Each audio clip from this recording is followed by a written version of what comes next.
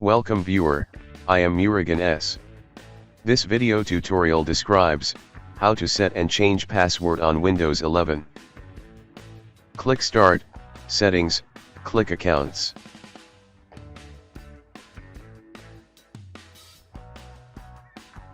Click Sign In Options. Click Password.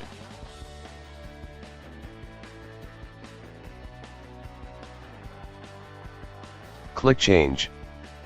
Type current password.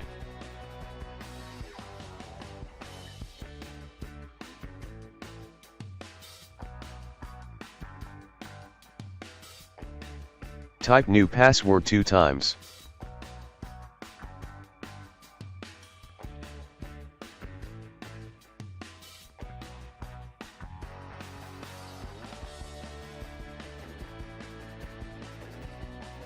Click Next.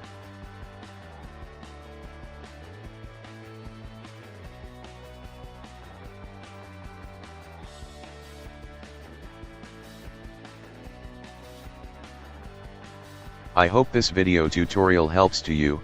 Please like, share and don't forget to subscribe my channel. Thank you very much.